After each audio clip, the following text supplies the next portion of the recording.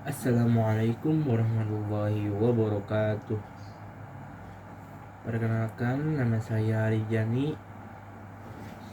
Saya dari jurusan Psikologi Islam Lokal B, Fakultas Usuluddin dan Humaniro. Dengan adanya saya di sini untuk memenuhi mata kuliah hadis-hadis akidah. Langsung saja kepada soal dan jawaban ujian akhir semester ini. Yang pertama yaitu baca dan sambung ayat berikut ini, yang mana ayat tersebut adalah ayat surah Al-Bayyinah ayat 5 yang berbunyi wa ma umiru illa liya'budullaha mukhlishina lahuddin hunafa wa yuqimuna as-salata wa yutuz zakata wa dzalika dinul qayyimah. Sadaqallahul azim. Kemudian kita sambung ke soal nomor 2, yang mana baca dan sambung hadis berikut ini. La yu'minu ahadukum hatta yuhibba li akhi ma yuhibbu li nafsi. Kemudian soal yang ketiga yaitu baca dan terjemah hadis berikut ini. Man kana fi hajati akhihi kana Allahu fi hajatihi. Artinya, siapa orang yang membantu hajat saudaranya atau menunaikan hajat saudaranya, maka Allah akan menunaikan hajatnya pula. Kemudian kita sambung ke soal nomor 4, yaitu baca dan terjemah hadis tersebut dan apa hubungan mahfumnya secara singkat.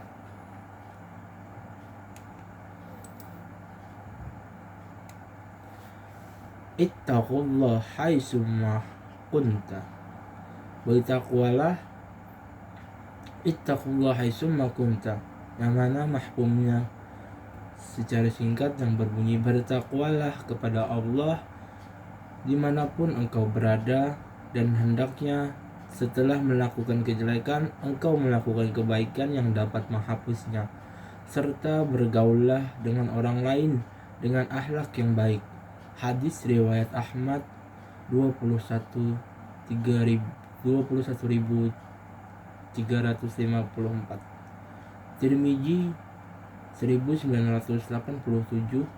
Ia berkata, hadis ini hasan sahih. Yang kelima yaitu jelaskan perbedaan dan persamaan antara mukjizat, karomat, ma'unah, dan istijrat, yang mana jawabannya menunjukkan pada satu perihal yaitu persamaan dan perbedaan.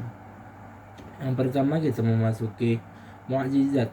Mukjizat itu kekuatan luar biasa yang diberikan kepada Rasul, sedangkan karomah kekuatan luar biasa yang diberikan kepada wali.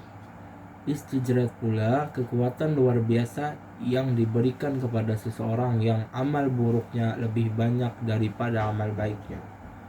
Sedangkan ma'unah kekuatan luar biasa yang diberikan kepada seseorang yang amalnya baik lebih banyak dari amal buruknya. Sedangkan yang lainnya yaitu sihir. Sihir itu adalah kekuatan dari jin. Kemudian kita memasuki pada sesi persamaan dari mukjizat karomah, ma'unah, dan istijrat. Persamaannya ialah, yang pertama, sama-sama kejadian yang luar biasa yang sulit diterima oleh akal sehat manusia. Kemudian yang kedua, sama-sama terjadi atas kehendak Allah Subhanahu wa taala. Yang ketiga, sama-sama diberikan Allah Subhanahu wa taala mengatasi kesulitan serta menolong hamba-hambanya yang taat kepadanya. Yang keempat, kejadian tersebut terjadi secara tiba-tiba tanpa adanya perencanaan, tidak bisa dipelajari, dan tidak dapat dikalahkan oleh apapun juga. Sekian untuk penjelasan perbedaan dan persamaan mukjizat, karomat, maunah, dan istijrat. Kemudian kita lanjut ke soal nomor 6.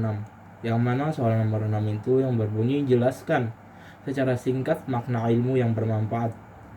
Ilmu yang bermanfaat itu ialah ilmu yang bisa membawa pemiliknya agar selalu taat kepada Allah Subhanahu wa taala, mengamalkan ilmu untuk kepentingan bangsa, masyarakat, keluarga, dan pribadi dia sendiri. Dan dari arti di atas, maka segala ilmu yang kita miliki itu membuat kita takut kalau salah menggunakan dalam penerapan sehari-hari. Dan kita harus bersikap tawadu dan mengamalkan sebuah ilmu. Kemudian lanjut ke nomor 7. Bacakan hadis dari makalah yang menjadi tugas dan jelaskan dengan singkat isi makalah saudara. Pertama-tama saya kelompok 8 yang berjudul Ikhlas dan Riya, membahas tentang ikhlas dan riya.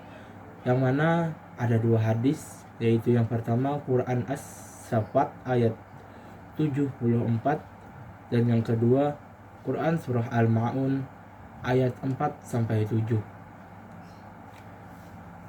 Kita yang memasuki yang pertama, Quran surah As-Saffat ayat 74. Illa ibadillahi mukhlasin. Yang artinya, tetapi hamba-hamba Allah yang memberikan dari dosa tidak akan diazab. Dan yang kedua, Quran surah Al-Ma'un ayat 4-7. Wawailul lil musallin. Maka celakalah orang yang salat. Alladzina hum an salatihim sahun. Yaitu orang-orang yang lalai terhadap salatnya. Alladzina hum yura'un. Yang berbuat riya. Wa yamna'unal ma'un. Dan enggan memberikan bantuan. Jelaskan secara singkat tentang makalah saya, yaitu mewujudkan sifat ikhlas bukan sebuah perkara yang gampang untuk dilaksanakan bagi seseorang. Seseorang yang melakukan keikhlasan akan bertentangan dengan orang yang bersifat riya. Riya itu adalah lawan dari ikhlas. Riya sendiri memiliki arti melakukan sesuatu amal perbuatan dengan niat agar dilihat dan diketahui orang. Tujuannya ia agar mendapatkan sanjungan ataupun pujian dari orang lain. Karena perbuatan dia itu, dia merasa bangga kepada diri dia sendiri. Demikian penjelasan dari saya tentang isi makalah saya secara singkat. Mohon maaf jika ada kesalahan ataupun perbuatan. Dan demikian pula presentasi ataupun penjelasan secara lisan saya tentang menjawab soal-soal hadis-hadis akidah hari ini. Wassalamualaikum warahmatullahi wabarakatuh.